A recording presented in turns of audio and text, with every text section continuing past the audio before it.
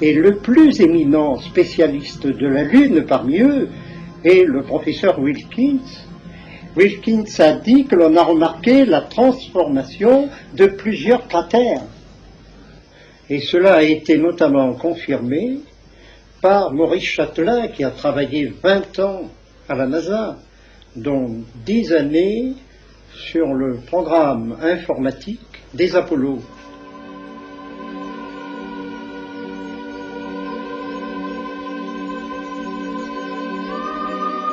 Il dit en substance que l'on a vu des lumières énormes sur la Lune,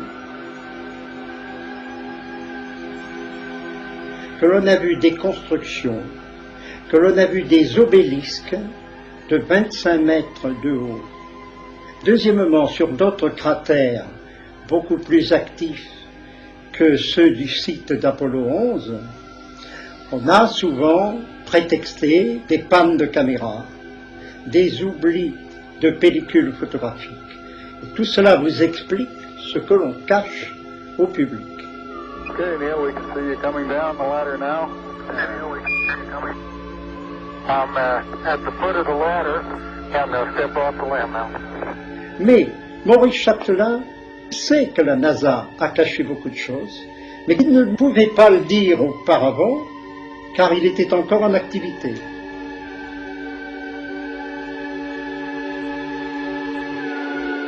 Donc ça bouge là-haut.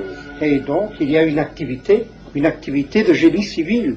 Je suis convaincu qu'il y a des extraterrestres là-haut. Mais enfin, pourquoi ignorons-nous tout cela? Ma réponse est que ce sont les gouvernements qui ont peur.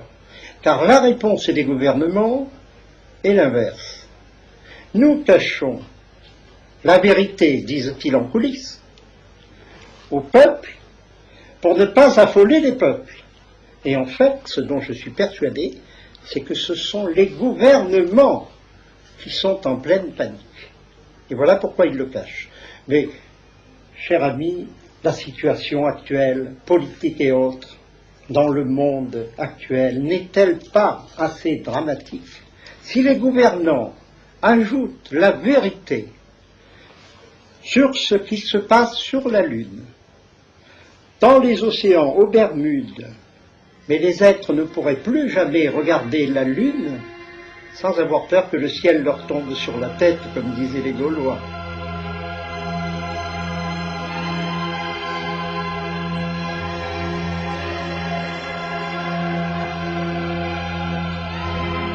Nous sommes au seuil de 20 années de bouleversements de toutes sortes, géologiques, humains, psychologiques, sociaux, moraux, etc.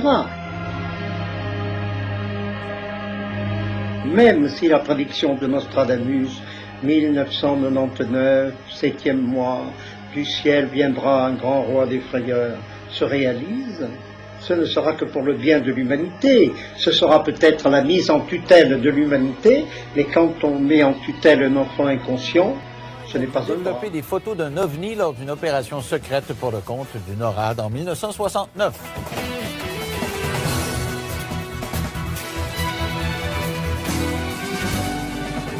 Alors, vous savez que le dossier OVNI m'intéresse, même si je suis assez dubitatif là-dessus. N'empêche que je trouve que ça vaut la peine d'en parler, surtout avec ce que la NASA a ouvert comme possibilité là, au cours des dernières années. Alors, la question que je me pose à chaque fois, comment ça se fait qu'il n'y a pas quelqu'un? Il y a un astronaute qui a parlé un petit peu. Il y a quelques militaires qui l'ont fait, mais pas nombreux. Ils sont pas nombreux. Alors, au Canada, voilà qu'un ancien militaire est prêt à nous raconter pour la première fois comment il a dû développer des photos d'un ovni lors d'une opération pour le NORAD.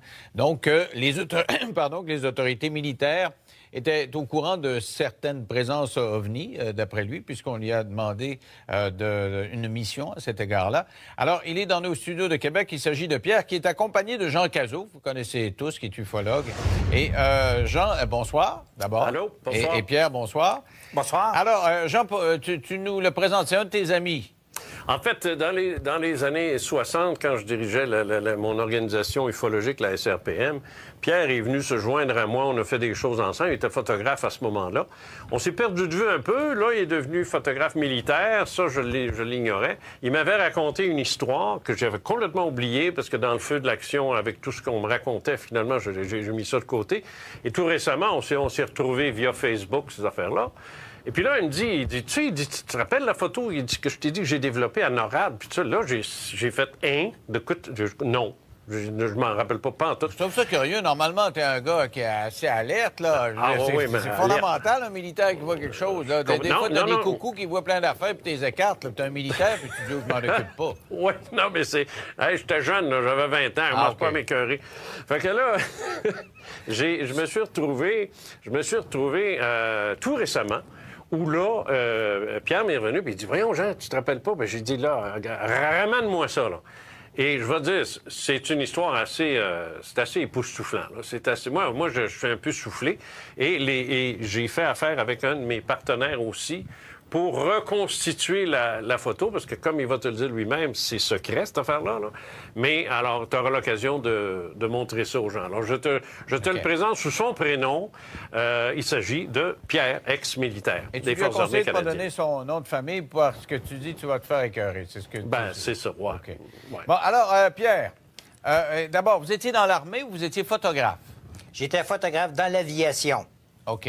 Alors, qu'est-ce qui est arrivé? Racontez-moi, là. Vous étiez photographe et qui vous a demandé de prendre une photo? Pourquoi? Premièrement, la photo, c'est pas moi qui l'ai pris. OK. À 7 h du matin, j'ai reçu un téléphone à ma chambre, parce qu'on vivait comme célibataire en chambre, à 2 personnes. Et puis, on m'a demandé de rentrer aussitôt que mon déjeuner était fait, qu'on avait un gros travail à faire dans la journée. Donc, tout le monde se dépêchait à déjeuner pour rentrer au travail.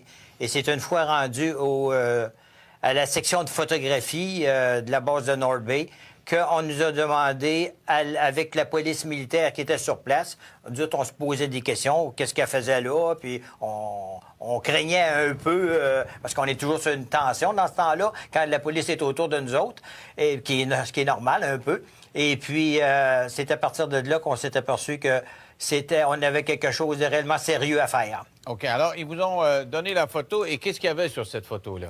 Il y avait la photographie d'une soucoupe volante qui avait été prise, je dirais, par un photographe militaire, donc qui était sur un négatif 4x5 noir et blanc de film plus X que plusieurs personnes qui sont en photographie connaissent le matériel.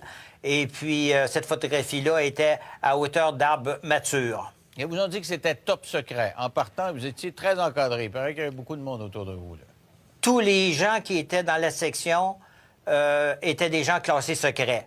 Donc, 8 photographes, plus la police militaire, plus le capitaine de l'aviation qui était sur place, qui commandait. Alors, qu'est-ce qu'on vous demandait de faire? On nous a demandé d'aller en laboratoire. Pour moi, on m'a dit, vu que j'étais le plus jeune dernier rentré, comme on dit, d'aller dans le laboratoire et de faire un test épreuve avec le négatif en question. Et j'étais accompagné de la police militaire qui surveillait tous mes mouvements, tous mes gestes, tout le papier que je pouvais utiliser et nous suivait à l'œil partout, même qui fouillait nos poches.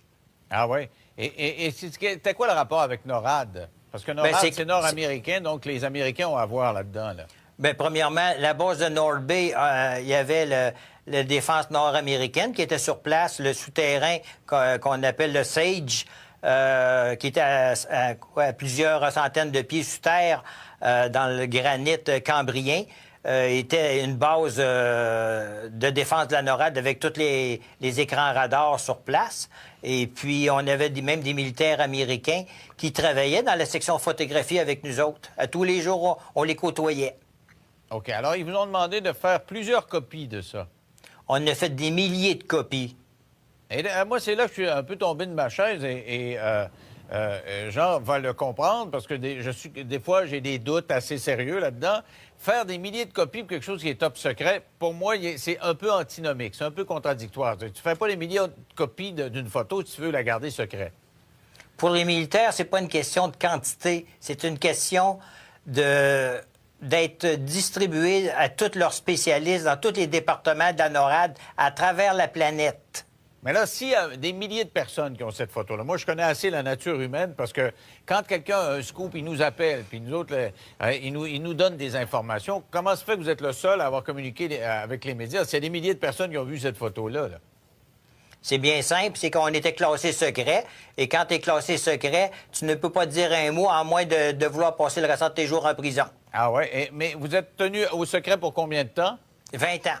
Donc, ça fait plus que 20 ans. C'est pour ça que vous vous sentez libre de parler, puis il ne pourrait pas prendre de procédure contre vous? Je te dirais que la liberté, je l'ai compris du moment où je me suis dit, si mon patron hiérarchique, qui était l'ancien ministre de la Défense, Paul Hilliard, qui en parle ouvertement sur YouTube et sur différents ben oui, j'ai médias. vu ça. Je me suis dit, est-ce que cet homme-là est en dépression? Je sais pas quoi, parce qu'il dit des choses quand même. Il dit des choses qui sont réellement vraies. Ah oui? C'est surprenant. En tout cas, je l'ai vu sur Internet, effectivement. C'était un homme en titre, effectivement. Alors, mais c'était quoi la photo? Qu'est-ce qu'il y avait? Vous me dites une soucoupe volante. C'est quoi? Qu'est-ce qu'on voyait? C'est un très bel appareil qui était photographié avec une qualité incroyable. Mais vous n'avez pas gardé de copie parce que c'était top secret, mais vous avez pu faire un espèce de croquis, là, tu sais? Le croquis a été fait à partir de notre mémoire, comme on dit, parce que c'est un souvenir que tu n'oublies pas. Alors, je vais demander, Jean, de me décrire ça, parce que c'est sa tasse de thé. C'est quoi, ça, Jean, ce qu'on voit là? Oui, alors, ce que tu as devant toi, c'est une reconstitution qui a été faite par mon partenaire, Jean Lavergne, de Digifilm. Alors, ce qu'il a fait, lui, c'est qu'à partir des informations fournies par Pierre, il a fait une première esquisse. Après ça, on a montré ça à Pierre. Il a dit « Ah non, il n'est pas le bon angle, il n'est pas dans le bon sens », puis ainsi de suite.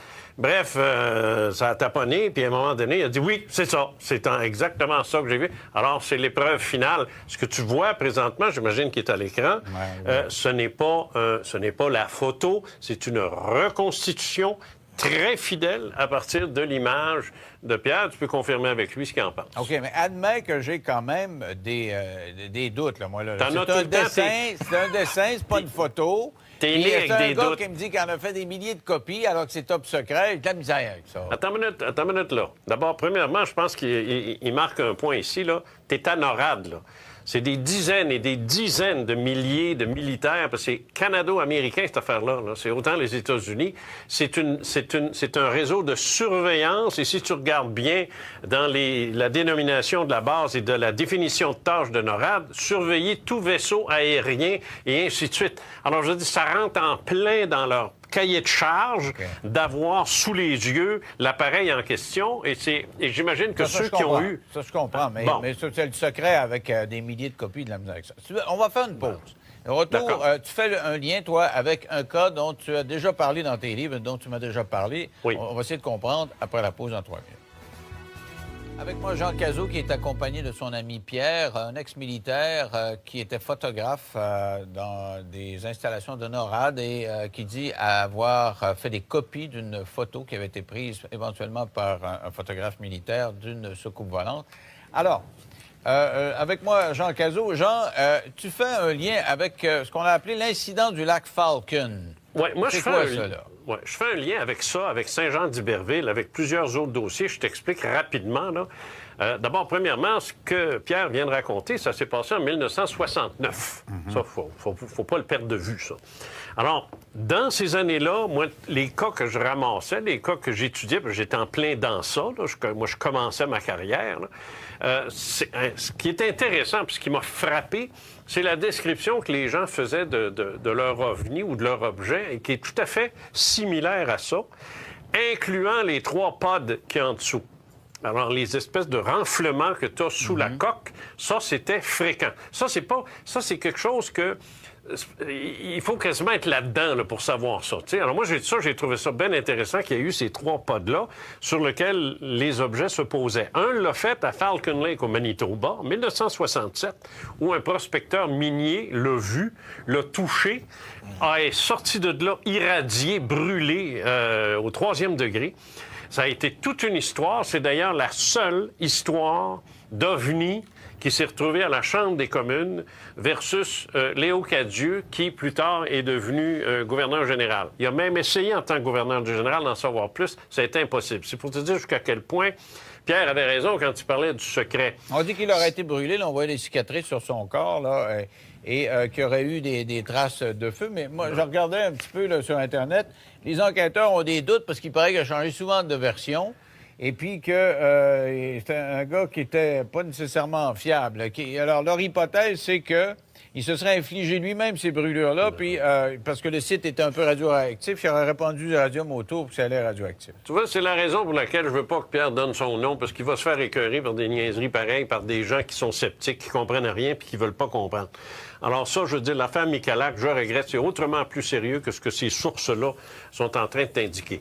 Il y a Saint-Jean-d'Iberville qui s'est passé en 1971. Ça, c'est en 1971. C'est un dossier sur lequel j'ai travaillé près de l'école de Kingston, pour les militaires, encore une fois.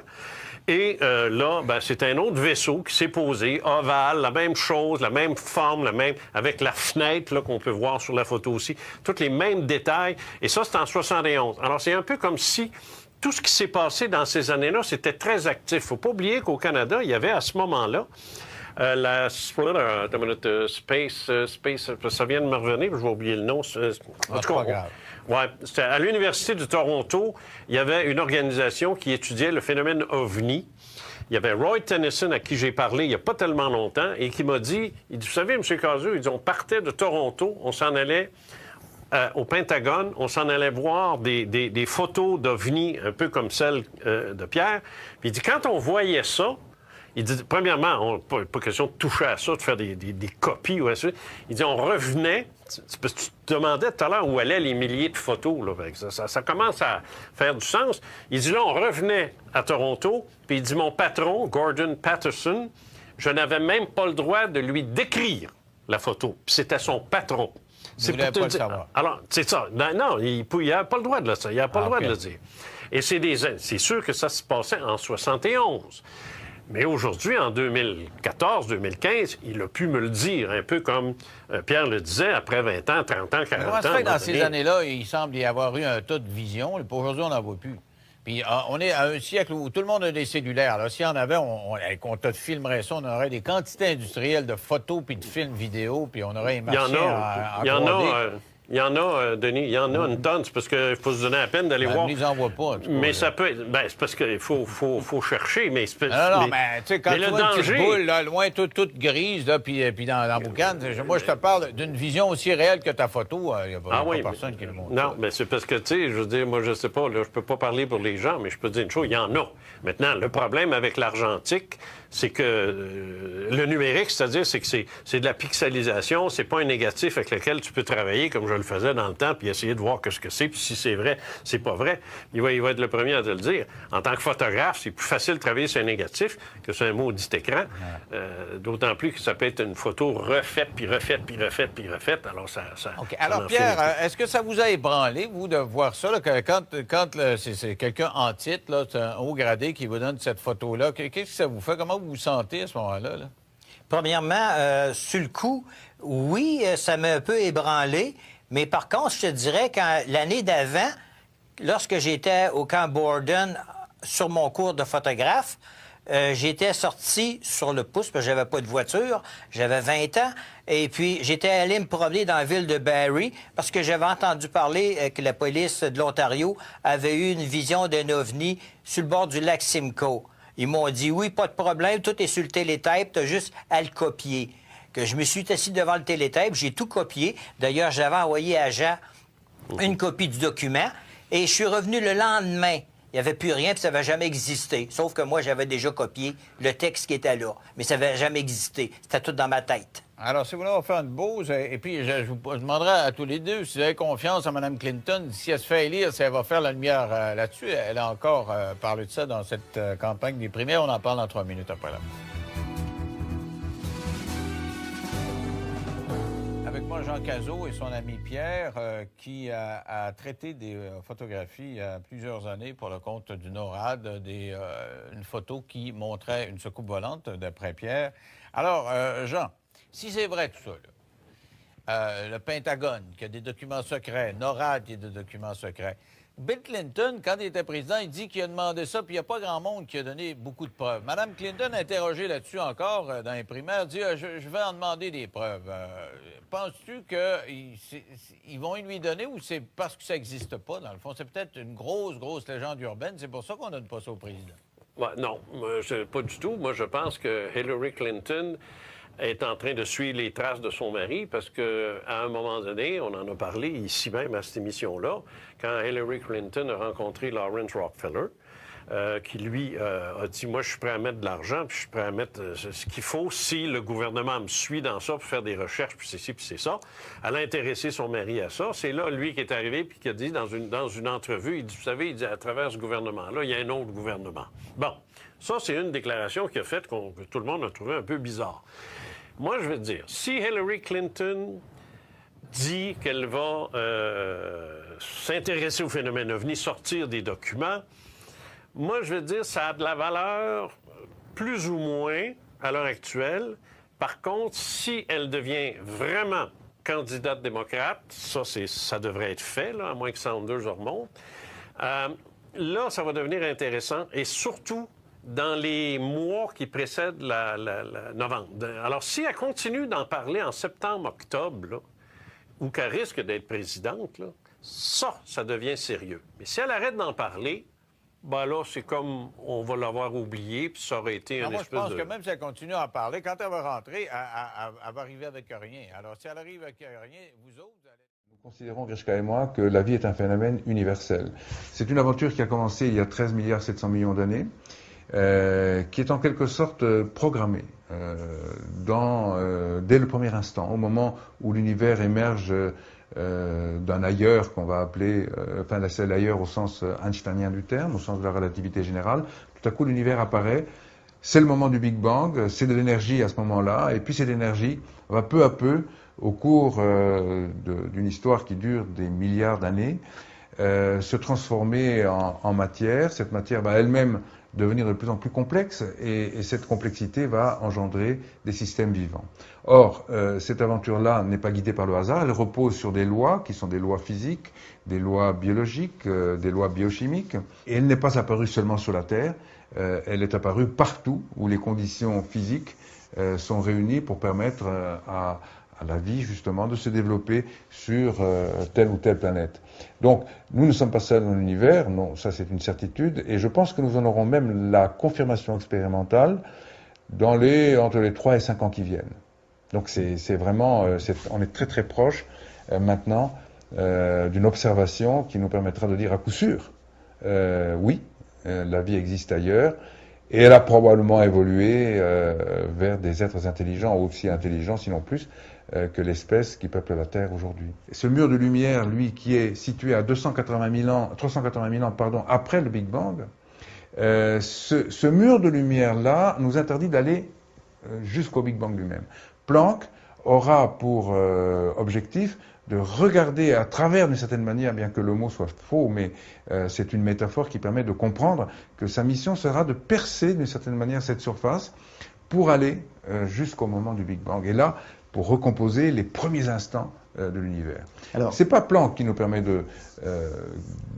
d'avoir une idée plus précise de la vie ailleurs. Ce sont des satellites comme COROT, par exemple. COROT, lui, observe des étoiles qui sont semblables à la Terre, ou en tout cas dont les caractéristiques peuvent se rapprocher de celles de notre Soleil, des étoiles donc qui abriteraient des systèmes solaires, et on peut espérer qu'il découvrira de manière certaine la signature, puisque des planètes extrasolaires, on en a déjà découvertes, mais on n'a pas encore découvert la signature de la vie sur ces planètes, parce que pour ça, il faut un certain nombre de conditions, que ces observations sont difficiles, ces planètes sont loin. Donc, il nous faudra, raffiner encore les observations qui sont faites autour de ces soleils potentiellement possibles ou compatibles avec la vie. Et à partir de là, je pense qu'en effet, dans les 5 ans, on aura la confirmation certaine que nous ne sommes pas seuls dans l'univers. Les membres de la tribu Watusi, par exemple, sont très grands. Chez eux, la taille moyenne de la plupart des hommes approche les 2,10 m. Ils sont vraiment immenses. La Bible fait référence à des gens encore plus grands qui auraient vécu dans les temps anciens, comme le rappelle le rabbin Yitzhak Marmonstein du Centre d'études juives de Vancouver au Canada. Il y a des références très claires et très cohérentes dans la Genèse, dans les Nombres et dans le Deutéronome à des êtres géants qui auraient existé avant le déluge.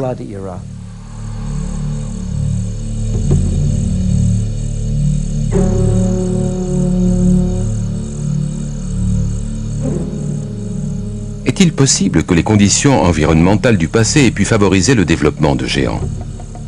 Nous savons bien sûr, d'après des éléments fossiles, que certaines espèces, comme les dinosaures, pouvaient se développer jusqu'à atteindre une taille considérable. Carl Baugh, archéologue, est partisan de cette théorie, séduisante mais très controversée. L'optimisation génétique est la manifestation de ce que l'organisme possède de mieux au niveau de l'ADN et qu'il peut exprimer pleinement en raison de conditions atmosphériques favorables. Sur la base des éléments fossiles dont nous disposons, on sait aujourd'hui que des arbres tels que les séquoias géants de Californie avaient une croissance très supérieure à celle qu'ils connaissent actuellement. Une théorie explique ce phénomène en suggérant que les conditions environnementales d'un lointain passé étaient propices à une croissance exceptionnelle.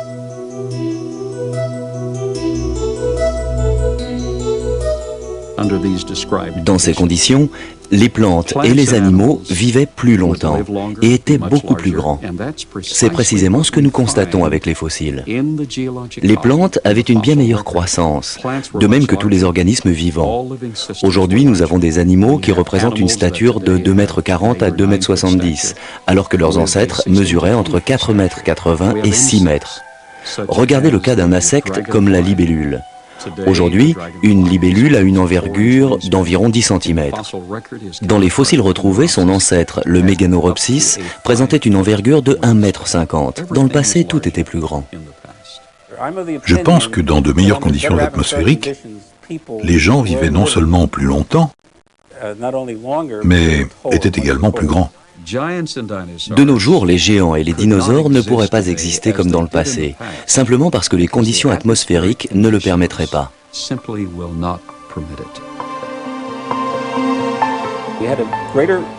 À l'époque qui a précédé le déluge, la couche d'ozone était plus importante. Au moment du déluge, elle a diminué d'environ 1/7 de ce qu'elle était, et par conséquent, la vie sur Terre, telle que nous la connaissons aujourd'hui, ne peut offrir la même espérance de vie. La diminution de la couche d'ozone se traduit par une protection moins efficace contre les rayonnements ionisants venant de l'espace. Et cela concerne également les plantes et les animaux. Je m'intéresse aux conditions originales de la Terre. Et après 35 ans de recherche dans ce domaine, j'ai tenté de reconstruire le contexte initial. Pour ce faire, j'ai demandé à nos ingénieurs de construire une biosphère permettant de doubler la pression atmosphérique, d'augmenter l'énergie électromagnétique, ainsi que le taux d'oxygène, sans aller jusqu'à la toxicité, afin d'éliminer les rayonnements ultraviolets et autres. Les expériences que nous avons menées se sont révélées très intéressantes.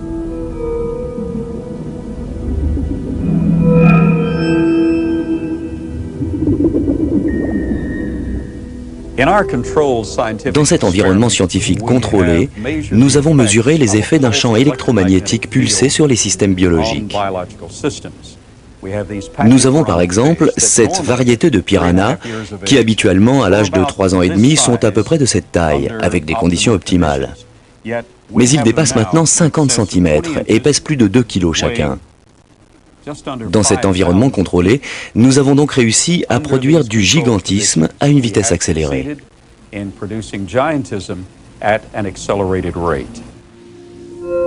À première vue, ces recherches paraissent assez convaincantes. Le problème, c'est qu'aucun scientifique n'a été en mesure de les reproduire.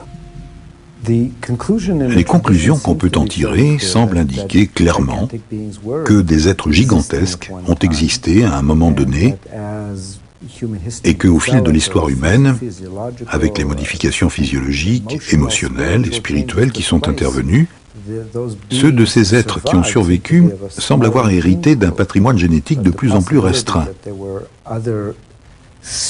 Mais la possibilité que l'humanité ait emprunté d'autres voies semble explicitement indiquée dans la Bible.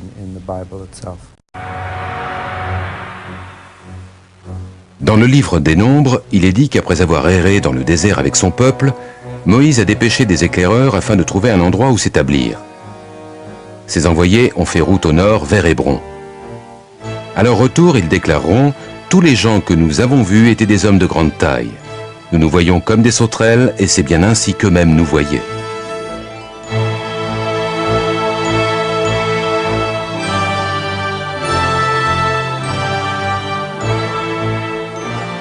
Les tribus ont poursuivi au nord-est jusqu'au mont Séhir que l'on appelle aujourd'hui Pétra en Jordanie. Ici également, comme l'affirme la Bible, vivaient des géants. Partout, les envoyés de Moïse vont trouver des traces d'hommes gigantesques.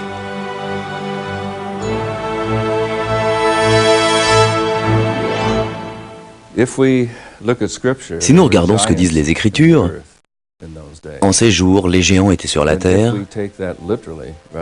et que nous prenons cela dans un sens littéral et non pas dans l'acceptation symbolique d'hommes puissants et dotés d'aptitudes exceptionnelles, nous pouvons en déduire que les premiers hommes étaient des géants. On peut également avancer la théorie selon laquelle ces géants sont venus d'ailleurs et ont utilisé la terre comme colonie. Une idée plutôt surprenante en soi.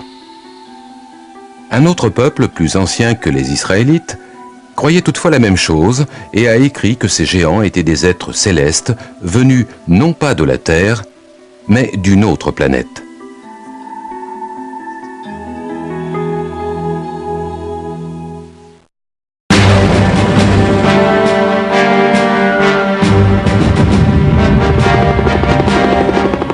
Nous sommes ici en Irak, un pays qui a beaucoup souffert de la guerre.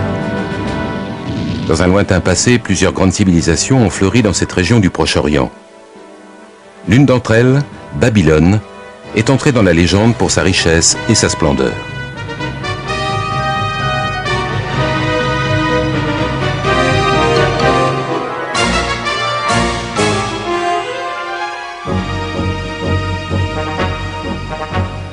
Mais longtemps avant Babylone, il y a 5 ou 6 000 ans, une autre civilisation remarquable a vu le jour dans ce qui est aujourd'hui l'Irak.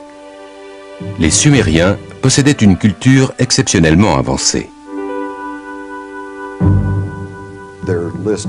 La liste de ce qu'ils ont créé ou inventé n'a rien à envier à nos sociétés modernes. Ils ont mis en place le premier système politique à 2 assemblées, le premier système scolaire, et l'on pourrait citer des tas d'autres choses. Il faut donc se demander où ont-ils pris toutes ces idées. Je pense qu'il faut se tourner vers les anciens Sumériens eux-mêmes et écouter attentivement ce qu'ils ont à nous dire, et qu'ils ont répété à maintes reprises. À savoir que leur civilisation leur avait été enseignée par des êtres descendus sur Terre depuis le ciel. Ils les appelaient Anunnaki. Dans le ciel. C'est faux.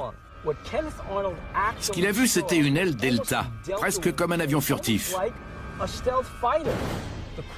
L'appareil qui s'est écrasé à Roswell n'était pas une soucoupe volante, c'était un croissant volant. Les ailes volantes d'aujourd'hui sont les descendantes directes de l'aile volante modifiée qui s'est écrasée à Roswell. Dans une aile volante, le fuselage et les ailes ne forment qu'une seule pièce, créant ainsi un avion uniforme.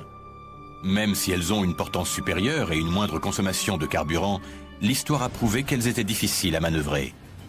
En 1944, les Allemands produisent une aile volante à réaction, mais la pression de la guerre a empêché ses créateurs de corriger les nombreuses difficultés techniques. L'armée de l'air américaine avait un projet d'aile volante, mais il a été arrêté en 1948 quand le crash d'un vol test a tué 2 pilotes et 3 ingénieurs. Les technologies tirées du crash de Roswell sont-elles à l'origine de l'amélioration de l'aile volante?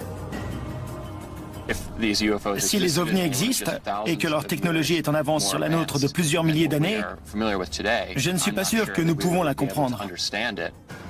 La rétro-ingénierie suppose de reproduire la totalité d'une machine déjà existante, depuis les composants électroniques complexes jusqu'à la composition chimique des matériaux de base. Ce n'est pas chose facile, même quand la machine à reproduire vient de notre Terre. Le bombardier B-29 est probablement le meilleur exemple de rétro-ingénierie. Pendant la guerre froide et les deux guerres mondiales, les militaires ont pratiqué la rétro-ingénierie avec des appareils étrangers. Il y a des cas célèbres où l'armée américaine a mis la main sur des avions russes et a copié une fonctionnalité ou une caractéristique très performante de l'un d'entre eux. Ça marche dans les deux sens, les Russes l'ont fait aussi avec nos avions. Il est certain que les armées utilisent souvent la rétro-ingénierie avec les appareils d'autres pays. Pourrait-il appliquer la même technique à des objets qui n'appartiennent pas à notre monde? Staline avait donné l'ordre de ramener un B-29 et de le reconstruire à l'identique. 31 juillet 1944. Un bombardier B-29 a des problèmes de moteur et est forcé de se poser à Vladivostok en Russie. Plus tard, 2 autres B-29 effectuent aussi un atterrissage d'urgence en Russie. Un autre appareil s'écrase en Sibérie. Les 4 avions sont conservés par les soviétiques et leur rétro-ingénierie donne naissance au Tupolev Tu-4. Les Russes ont reçu l'ordre de reconstruire le B-29 boulon par boulon. Ça représentait 105 000 pièces. Ironiquement, ce n'est pas toujours la machinerie la plus complexe qui est la plus difficile à reproduire. Les Russes n'ont pas réussi à tout reproduire. Avec le B-29, les Russes ont eu du mal à ne faire ne serait-ce qu'un petit pas en avant. Imaginez un ovni qui soit si incroyablement avancé, si sophistiqué, venu d'une civilisation qui est peut-être à des milliers d'années de nous en matière de technologie. On pourrait peut-être reproduire la géométrie des composants, mais qu'on comprenne la physique fondamentale qui se cache derrière, ça me paraît peu probable. L'affirmation que le gouvernement américain est activement engagé dans la rétro-ingénierie de vaisseaux extraterrestres a toujours été très controversée. Mais récemment, de nouveaux documents sont apparus, de prétendues preuves photographiques et écrites de la rétro-ingénierie de technologies extraterrestres. Des preuves, enfin, ou quelque chose d'autre?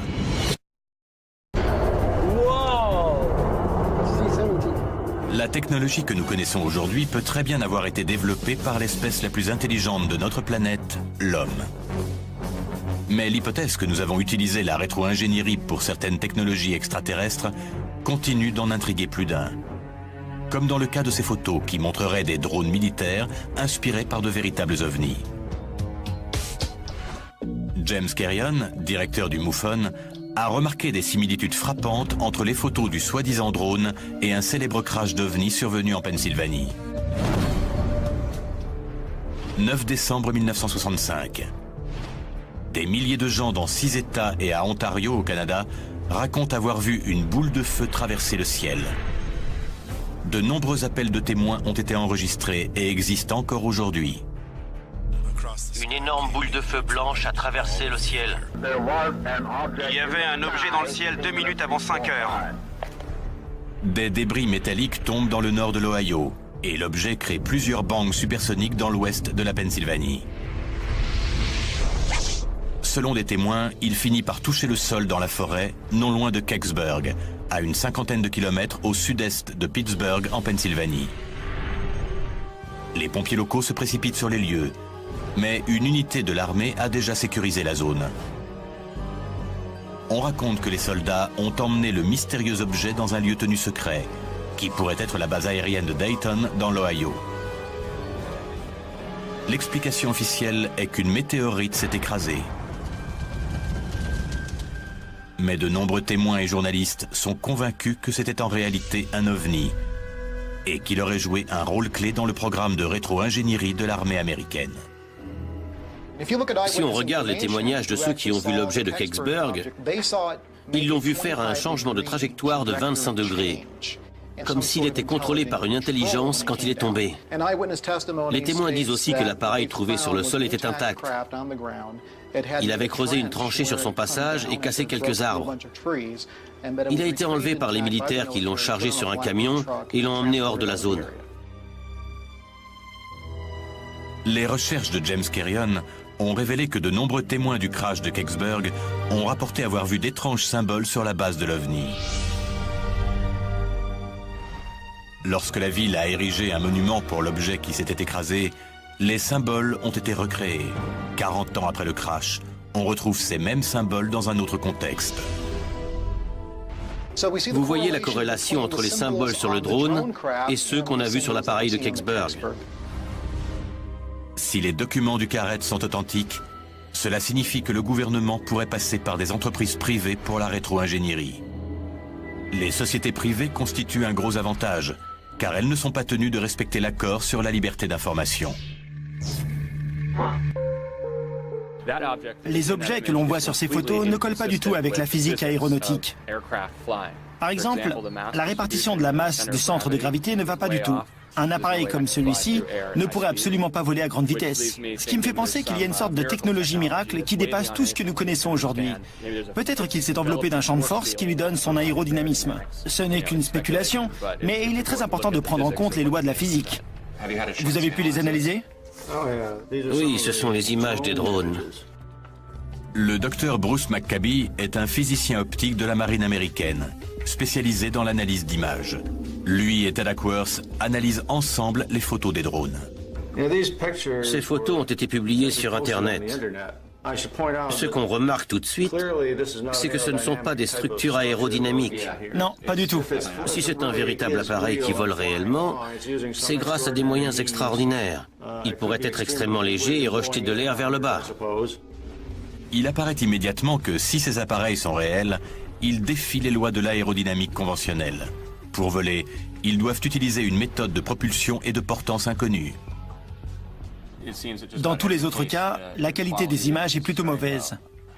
Dans le cas de ces drones, on a ce qui semble être, pour une fois, des photos numériques bien exposées. Attendez, il manque des pièces sur l'appareil. Elle a été prise avant ? McCabe remarque qu'une des premières photos prises en mai 2007 diffère d'une photo prise un mois plus tard. L'image la plus récente montre un appareil bien plus développé. Elle a été prise avant? Je savais bien que c'était une version plus évoluée. Vous voulez dire que cette série de photos montre une progression dans les caractéristiques de l'appareil? On voit bien comment était la version initiale. Il y a les pics qui remontent, le corps en forme de donut, une sorte de queue à l'arrière et un bras qui part sur le côté. Sur les images suivantes, on voit d'autres composants. Et cela signifie que soit l'appareil déploie réellement d'autres équipements, soit quelqu'un a construit un modèle informatique et le complexifie au fur et à mesure des photos. Tout ce qu'on a trouvé dans cette affaire Isaac, avec ces drones, c'est très intéressant. Mais tout repose sur le témoignage d'un dénommé Isaac. Il me faut des preuves pour y croire. Il faut qu'on approfondisse les recherches pour savoir si tout cela est réel. C'est vrai ou c'est un canular? La quête de la vérité ne fait que rajouter du mystère à cette énigme. Ces photos prétendument prises en Californie en 2007 montreraient un appareil issu de la rétro-ingénierie effectué à partir de technologies extraterrestres. Même si les documents du Carrette disent que la rétro-ingénierie est confiée à des entreprises privées, de nombreux ufologues pensent que si elle existe vraiment, elle est pratiquée dans des bases militaires très sécurisées. J'ai pas mal de documents qui parlent de bases souterraines et de leur lien avec la rétro-ingénierie. Le dossier comprend un briefing top secret de 1952 destiné au récemment élu président Dwight Eisenhower et qui depuis a été déclassifié. Il y a écrit « Document top secret ». Il est destiné au président Eisenhower et dit que le crash de Roswell était bien réel et que l'épave du vaisseau a été emmenée dans plusieurs lieux, dont probablement la zone 51. Deux noms sont aujourd'hui synonymes de rétro-ingénierie. Dulce Mesa au Nouveau-Mexique et la zone 51. De nombreux scientifiques et ingénieurs qui ont travaillé sur la zone 51 ont rapporté une activité suspecte sur le site. Robert Lazar a prétendument fait partie des gens à qui on a demandé de venir dans la zone 51 pour donner leur avis sur la façon de reproduire par rétro-ingénierie les systèmes de propulsion de tous les vaisseaux conservés là-bas. Robert Lazar réapparaît au début des années 1990. Il affirme avoir travaillé comme ingénieur pour la rétro-ingénierie dans la zone 51 sur des vaisseaux extraterrestres capturés. J'ai là l'histoire d'un Bill Wouse, ingénieur en mécanique à la retraite de Las Vegas, qui dit qu'il a travaillé avec une EBE, une entité biologique extraterrestre. Entité biologique extraterrestre, c'est ça. On prétend qu'il existe une autre base impliquée dans la rétro-ingénierie sous la ville de Dulce, au Nouveau-Mexique. Dulce est une base militaire très secrète située sous terre. Selon les ingénieurs miniers de l'armée américaine, cette zone est celle qui comporte le plus de tunnels au monde. Depuis les années 1940, on a creusé des tunnels dans ces États. Dulce est l'un d'entre eux. Je sais qu'il y a des bases souterraines enfouies très profond pour être protégées, par exemple, d'une attaque nucléaire. Mais est-ce que c'est dans ces bases qu'on fait de la rétro-ingénierie? Je n'en suis pas sûr. Un sujet entouré d'un tel secret est une cible de choix pour les auteurs de canulars. Et les possibilités de modification des images numériques rendent leur tâche encore plus facile. Ce qui ne veut pas dire pour autant que ces photos sont fausses. Ted a rendez-vous avec un spécialiste de l'image numérique, Phil Crescenzo, dans son atelier d'Agoura, en Californie. Ils vont analyser les photos du drone. On dirait que la lumière qui éclaire cet objet vient de cette direction. Je ne suis pas sûr que ce soit la même que celle du poteau téléphonique. Je dirais que c'est trompeur. Phil remarque que les photos montrent tout l'appareil venant ou allant vers une zone boisée. Mais il ne passe jamais par-dessus. Aucune de ces photos ne montre le vaisseau derrière les arbres. Quelqu'un qui voit un truc comme ça le prend en photo en continu. Et il y en a forcément une ou deux avec plus de feuillage. Il est beaucoup plus facile d'intégrer un élément quand on a toutes ces lignes droites que si on essaie par exemple de le mettre derrière des feuilles. Dans toute la série, il n'y en a pas une où le vaisseau est derrière quelque chose. Soit c'est un montage très très bien fait, soit c'est une vraie photo. Du coup, je me demande ce qu'il faut pour créer ce genre de photo. Tu te souviens le cadre que je t'ai montré? Le voilà. Je l'ai pris hier. J'ai laissé un joli trou au milieu pour pouvoir rajouter quelque chose. J'ai estimé rapidement la lumière dans ce plan et j'ai fait un rendu 3D d'un objet. Si je le pose simplement au milieu, ça donne une image un peu artificielle. Pour moi, on voit bien que l'objet est juste collé dessus. C'est ça. D'abord, je vais rajouter un peu de flou dû au mouvement. Même les objets qui se déplacent très lentement sont toujours un peu floutés avec le mouvement. Est-ce qu'il y a ce flou sur les photos du drone? J'ai l'impression que c'est ce qui manque quand je regarde ces photos. Un peu de flou. Je ne vois ni rotation ni flou dû au mouvement.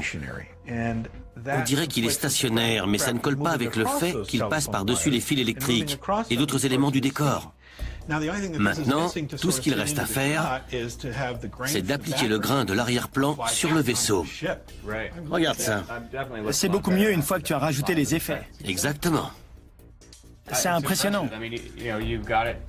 Tu as réussi à me convaincre à 99% qu'il y a un ovni dans ton jardin. Donc quelqu'un qui a plus de temps pourrait créer une image encore plus convaincante. Après toute cette analyse, est-ce que tu peux dire si c'est une vraie photo ou pas? J'aurais tendance à dire que c'est une image créée par ordinateur. Au final, on n'a pas pu prouver que les photos étaient truquées. Mais on n'a pas pu prouver non plus qu'elles sont vraies. Je ne crois pas que ce soit possible. Dans tous les cas, je ne me laisserai pas convaincre que c'est un vrai ovni simplement par une série de photos. Si les photos et les documents du Carrette sont truqués, elles sont extrêmement bien réalisées. Quelqu'un aurait passé des heures à créer et à améliorer ces documents. Mais pourquoi? Pourquoi tous les témoins restent anonymes? Personne ne s'est identifié. Personne ne nous a dit « c'est moi qui ai pris ces photos ». Donc ce sera un énorme canular? Il faut lire entre les lignes. En haut de ma liste, je place la désinformation. Est-ce qu'ils essaient de cacher de véritables technologies aliens? Que des extraterrestres sont venus nous rendre visite? Ou simplement une arme top secrète? Ce que je vois, c'est qu'il y a un secret qu'on essaie de protéger, de cacher. C'est ce que le MUFON veut découvrir. Quel est ce secret? On sait que les pays ont tenté de créer de nouveaux types d'appareils après la Seconde Guerre mondiale. Dans les années 1950, plutôt que de procéder par rétro-ingénierie sur la technologie alien, beaucoup ont créé leur propre technologie. En 1953, Avro Canada dévoile le projet Y2. Une véritable soucoupe volante. La voiture Avro était une soucoupe de 5 mètres de long qui utilisait un rotor turbo pour sa propulsion verticale. Mais même avec les millions de dollars dépensés en recherche et développement, l'appareil ne pouvait... Et le plus éminent spécialiste de la Lune parmi eux est le professeur Wilkins. Wilkins a dit que l'on a remarqué la transformation de plusieurs cratères. Et cela a été notamment confirmé par Maurice Chatelain, qui a travaillé 20 ans à la NASA, dont 10 années sur le programme informatique des Apollo.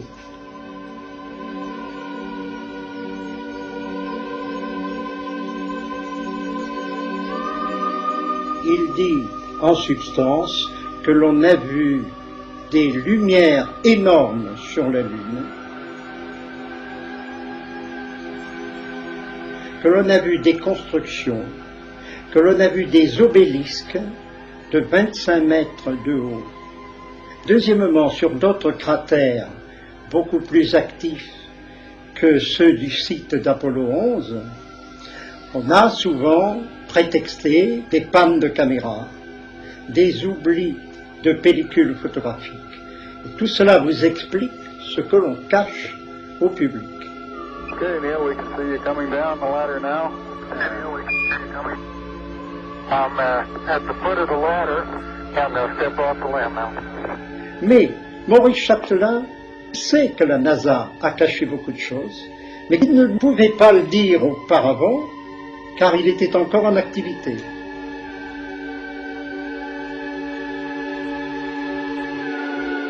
Donc ça bouge là-haut. Et donc il y a une activité de génie civil. Je suis convaincu qu'il y a des extraterrestres là-haut. Mais enfin, pourquoi ignorons-nous tout cela? Ma réponse est que ce sont les gouvernements qui ont peur. Car la réponse des gouvernements est l'inverse. Nous cachons la vérité, disent-ils en coulisses, au peuple pour ne pas affoler les peuples. Et en fait, ce dont je suis persuadé, c'est que ce sont les gouvernements qui sont en pleine panique. Et voilà pourquoi ils le cachent. Mais, cher ami, la situation actuelle, politique et autres, dans le monde actuel, n'est-elle pas assez dramatique? Si les gouvernants ajoutent la vérité sur ce qui se passe sur la Lune, dans les océans, aux Bermudes, mais les êtres ne pourraient plus jamais regarder la Lune sans avoir peur que le ciel leur tombe sur la tête, comme disaient les Gaulois.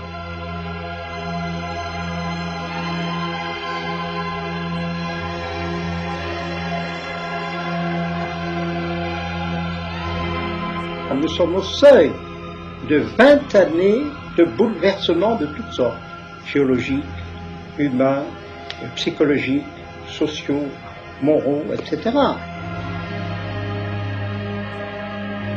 Même si la prédiction de Nostradamus, 1999, 7e mois, du ciel viendra un grand roi des frayeurs, se réalise, ce ne sera que pour le bien de l'humanité. Ce sera peut-être la mise en tutelle de l'humanité, mais quand on met en tutelle un enfant inconscient, ce n'est pas un droit. Développer des photos d'un ovni lors d'une opération secrète pour le compte du NORAD en 1969.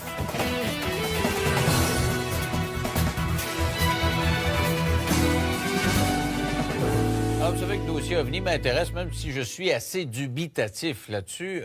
N'empêche que je trouve que ça vaut la peine d'en parler, surtout avec ce que la NASA a ouvert comme possibilité là, au cours des dernières années. Alors, la question que je me pose à chaque fois, comment ça se fait qu'il n'y a pas quelqu'un? Il y a un astronaute qui a parlé un petit peu. Il y a quelques militaires qui l'ont fait, mais pas nombreux. Ils sont pas nombreux. Alors, au Canada, voilà qu'un ancien militaire est prêt à nous raconter pour la première fois comment il a dû développer des photos d'un ovni lors d'une opération pour le NORAD. Donc, les autorités militaires était au courant de certaines présences OVNI, d'après lui, puisqu'on lui a demandé une mission à cet égard-là. Alors, il est dans nos studios de Québec. Il s'agit de Pierre, qui est accompagné de Jean Cazot, vous connaissez tous, qui est ufologue. Et Jean, bonsoir, d'abord. Allô, bonsoir. Et Pierre, bonsoir. Bonsoir. Alors, Jean, tu nous le présentes, c'est un de tes amis. En fait, dans les années 60, quand je dirigeais mon organisation ufologique, la SRPM, Pierre est venu se joindre à moi. On a fait des choses ensemble. Il était photographe à ce moment-là.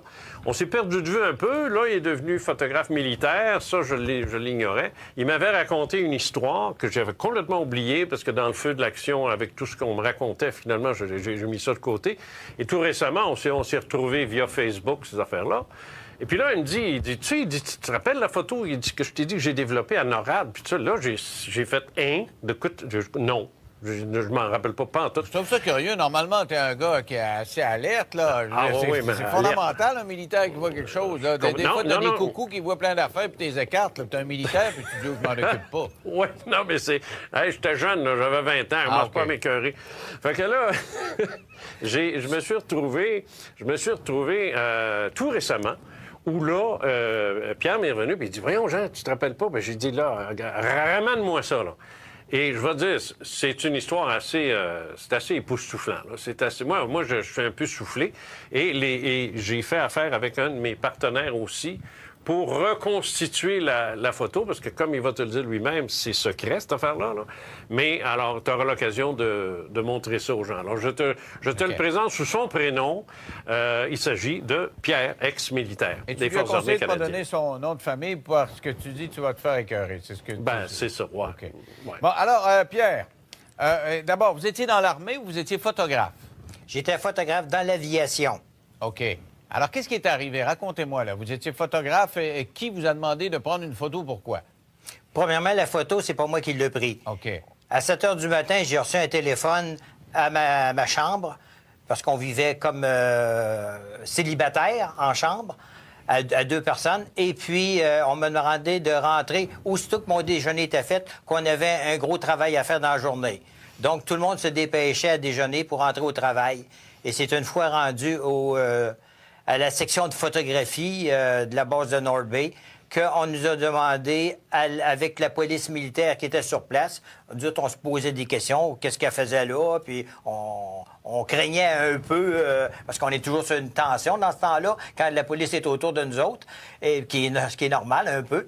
Et puis, c'est à partir de là qu'on s'est aperçu que on avait quelque chose de réellement sérieux à faire. OK. Alors, ils vous ont donné la photo, et qu'est-ce qu'il y avait sur cette photo-là? Il y avait la photographie d'une soucoupe volante qui avait été prise, je dirais, par un photographe militaire, donc qui était sur un négatif 4x5 noir et blanc de film plus X que plusieurs personnes qui sont en photographie connaissent le matériel. Et puis, cette photographie-là était à hauteur d'arbre mature. Et vous ont dit que c'était top secret. En partant, vous étiez très encadré. Il paraît qu'il y avait beaucoup de monde autour de vous, là. Tous les gens qui étaient dans la section étaient des gens classés secrets. Donc, 8 photographes, plus la police militaire, plus le capitaine de l'aviation qui était sur place, qui commandait. Alors, qu'est-ce qu'on vous demandait de faire? On nous a demandé d'aller en laboratoire. Pour moi, on m'a dit, vu que j'étais le plus jeune dernier rentré, comme on dit, d'aller dans le laboratoire et de faire un test épreuve avec le négatif en question. Et j'étais accompagné de la police militaire qui surveillait tous mes mouvements, tous mes gestes, tout le papier que je pouvais utiliser et nous suivait à l'œil partout, même qui fouillait nos poches. Ah oui? Et c'était quoi le rapport avec NORAD? Parce que NORAD, c'est nord-américain, donc les Américains ont à voir là-dedans, là. Bien, premièrement, la base de North Bay, il y avait la défense nord-américaine qui était sur place, le souterrain qu'on appelle le SAGE, qui était à plusieurs centaines de pieds sous terre dans le granit cambrien. Était une base de défense de la NORAD avec tous les écrans radars sur place. Et puis, on avait même des militaires américains qui travaillaient dans la section photographie avec nous autres. À tous les jours, on les côtoyait. OK. Alors, ils vous ont demandé de faire plusieurs copies de ça. On a fait des milliers de copies. Et moi, c'est là que je suis un peu tombé de ma chaise et Jean va le comprendre parce que des fois, j'ai des doutes assez sérieux là-dedans. Faire des milliers de copies pour quelque chose qui est top secret, pour moi, c'est un peu antinomique, c'est un peu contradictoire. Tu ne fais pas des milliers de copies d'une photo si tu veux la garder secrète. Pour les militaires, c'est pas une question de quantité, c'est une question d'être distribué à tous leurs spécialistes dans tous les départements de la NORAD à travers la planète. Mais là, s'il y a des milliers de personnes qui ont cette photo-là, moi, je connais assez la nature humaine parce que quand quelqu'un a un scoop, il nous appelle, puis nous autres, il nous donne des informations. Comment se fait que vous êtes le seul à avoir communiqué avec les médias? S'il y a des milliers de personnes qui ont vu cette photo-là, là. C'est bien simple, c'est qu'on était classé secret. Et quand tu es classé secret, tu ne peux pas dire un mot à moins de vouloir passer le restant de tes jours en prison. Ah ouais? Mais vous êtes tenu au secret pour combien de temps? 20 ans. Donc, ça fait plus que 20 ans. C'est pour ça que vous vous sentez libre de parler, puis il ne pourrait pas prendre de procédure contre vous? Je te dirais que la liberté, je l'ai compris du moment où je me suis dit, si mon patron hiérarchique, qui était l'ancien ministre de la Défense, Paul Hilliard, qui en parle ouvertement sur YouTube et sur différents médias. Ben oui, j'ai vu ça. Je me suis dit, est-ce que cet homme-là est en dépression? Je sais pas quoi, parce qu'il dit des choses, quand même. Il dit des choses qui sont réellement vraies. Ah oui? C'est surprenant. En tout cas, je l'ai vu sur Internet, effectivement. C'était un homme en titre, effectivement. Alors, mais c'était quoi la photo? Qu'est-ce qu'il y avait? Vous me dites une soucoupe volante. C'est quoi? Qu'est-ce qu'on voyait? C'est un très bel appareil qui était photographié avec une qualité incroyable. Mais vous n'avez pas gardé de copie parce que c'était top secret, mais vous avez pu faire un espèce de croquis, là, tu sais? Le croquis a été fait à partir de notre mémoire, comme on dit, parce que c'est un souvenir que tu n'oublies pas. Alors, je vais demander, Jean, de me décrire ça, parce que c'est sa tasse de thé. C'est quoi, ce Jean, ce qu'on voit là? Oui, alors, ce que tu as devant toi, c'est une reconstitution qui a été faite par mon partenaire, Jean Lavergne, de Digifilm. Alors, ce qu'il a fait, lui, c'est qu'à partir des informations fournies par Pierre, il a fait une première esquisse. Après ça, on a montré ça à Pierre. Il a dit « Ah non, il n'est pas le bon angle, il n'est pas dans le bon sens », puis ainsi de suite.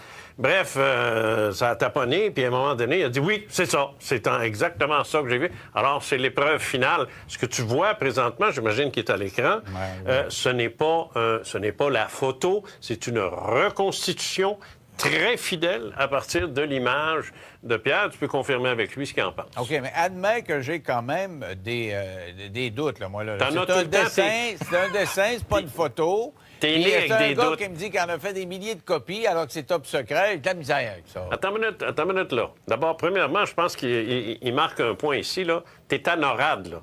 C'est des dizaines et des dizaines de milliers de militaires, parce que c'est canado-américain, cette affaire-là. Là. C'est autant les États-Unis.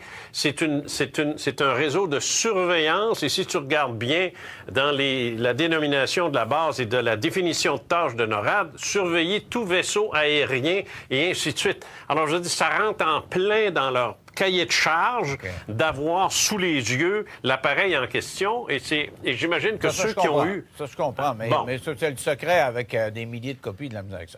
On va faire une pause. Au retour, tu fais un lien, toi, avec un cas dont tu as déjà parlé dans tes livres, dont tu m'as déjà parlé. Oui. On va essayer de comprendre après la pause en 3 minutes.